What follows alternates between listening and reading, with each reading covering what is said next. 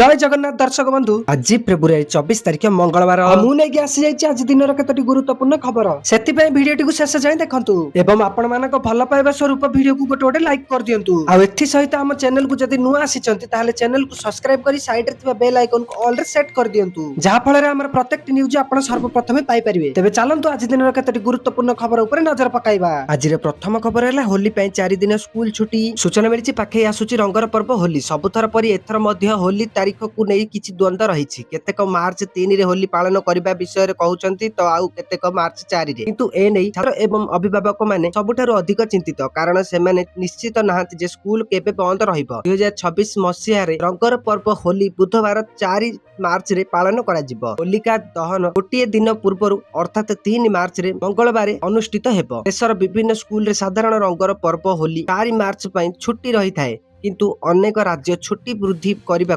योजना करुछि। उत्तर प्रदेश सरकार द्वारा प्रकाशित वार्षिक कैलेंडर अनुसार मार्च 1 तारीख रविवार दिन छुट्टी कैलेंडर रे मार्च 2 तारीख होलिका दहन एवं मार्च 4 तारीख को होली छुट्टी भाव में तालिका भुक्ति कराଯାଇଛି। परवर्ती खबर एवं 2 दिन प्रबल छेचिब वर्षा तेज सूचना मिली राज्यर विभिन्न स्थान में आज वर्षा सांग को कुआपथर माड़ होता रिपोर्ट आसी। कोरापुट बरगड़ और सुवर्णपुर राज्यर यही 3 जिला को आसी प्रबल वर्षार रेकर्ड केउठी पवन सांग को कुआपथर माड़ तो आउ केउठी निर्धूम छेचुची वर्षा। अपराह्न हठात वर्षा तांडव रचिथिला सेपटे पाणीपाग विभाग पूर्वानुमान करिछि आसंता 2 दिन जाए राज्यर किछि स्थान रे वर्षा लागी रहिबो।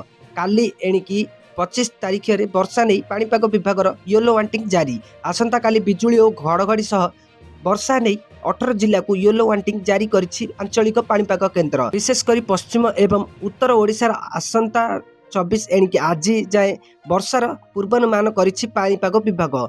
सेहीपरि 25 तारीख सकाळ जाए दक्षिण पूर्व एवं उत्तर ओडिशार जिला गुड़िकरे वर्षा हेबो। एही सब जिला गुड़िकरे बिजुली घड़घड़ी सह वर्षा पवनर संभावना रहितिबा पाणीपाग विभाग सूचना दैछि। परवर्ती खबर एथर सस्ता हैला सुना दर तेबे सूचना मिलिछि सप्ताहर प्रथम दिन रे सुना किनिबाकू चाहुतिबा ग्राहकक पई खुशी खबर। सोमवार दिन सुना और रूपा दर रे सामान्य ह्रास परिलक्षित होईछि। गत सप्ताह रे सुना दर वृद्धि पाइबा परे आज एथिरे किछिटा आश्वस्ति मिलिछि तेबे अंतर्जातीय बजार रे एहार प्रभाव एबे मध्य जारी रहिछि तथा सुना सहित रूपा दर रे मध्य आज ह्रास देखिबाकू मिलिछि। वर्तमान रूपा दर किलोग्राम पिछा 2,64,900 टंका खसिछि। कहि रखुछु जे गत जनवरी मासरे रूपा दर 4 लाख टंका टपी एक रेकर्ड सृष्टि करथिला।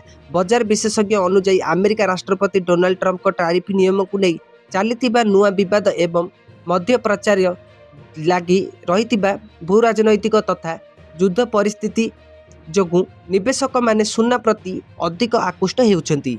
ट्रम्प को नुआ टैक्स नीति जोगु आगामी दिन में सुना और रूपा दर पुणी उछुला देखा परे बोली अनुमान करा जाउछि। अंतर्जातीय बजार सुनार बाजीर हाजिर मूल्य 5,027.13 डॉलर प्रति आउंस एवं रूपा 80.5 डॉलर प्रति आउंस रे कारोबार करुछि। परवर्ती खबर टीम इंडिया रे हेबो बड़ परिवर्तन तेबे सूचना मिलछि T20 विश्वकप रो सुपर 8 पर्यायर प्रथम मैच रे टीम इंडिया पराजय वरण करिछि। रविवार अहमदाबाद नरेंद्र मोदी स्टेडियम रे दक्षिण अफ्रीका भारत को 76 रन रे परास्त करिछि। एबे सेमीफाइनल रे पहुंचिबा पई भारत को एहार बाकी 2टी मैच जितिबाकू पड़िबो। दक्षिण अफ्रीका विपक्ष रे पराजय परे टीम इंडिया रो प्लेइंग 11 रे किछि परिवर्तन होई पारे तथा भारतर परवर्ती मैच जिम्बाब्वे विपक्ष रे हेबो। एही मैच चेन्नई रो MA चिदम्बरम स्टेडियम रे खेला जिवो।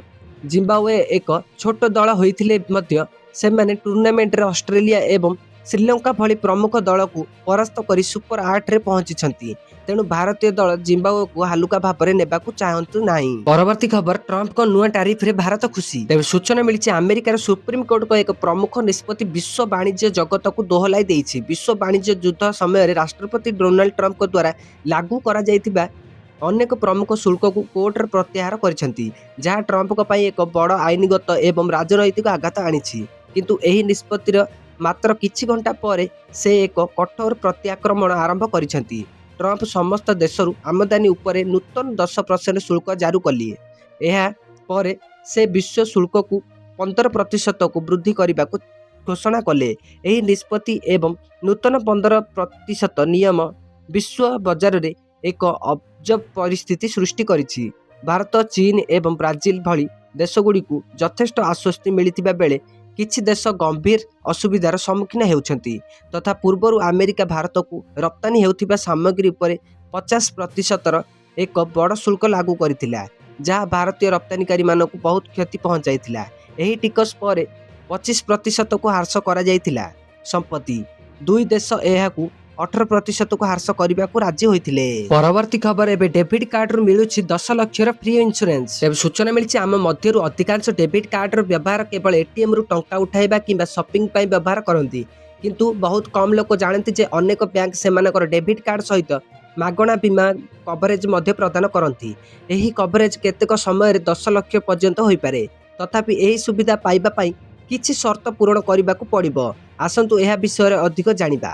ତଥା HDFC ବ୍ୟାଙ୍କ, ICICI ବ୍ୟାଙ୍କ, ଭାରତୀୟ ଷ୍ଟେଟ୍ ବ୍ୟାଙ୍କ ଅଫ୍ ଇଣ୍ଡିଆ ଏବଂ କୋଟାକ ମହିନ୍ଦ୍ରା ବ୍ୟାଙ୍କ ଭଳି ଅନେକ ପ୍ରମୁଖ ଭାରତୀୟ ବ୍ୟାଙ୍କ ସେମାନଙ୍କର ଡେବିଟ୍ କାର୍ଡଗୁଡ଼ିକରେ ମାଗଣା ବୀମା ପ୍ରଦାନ କରନ୍ତି।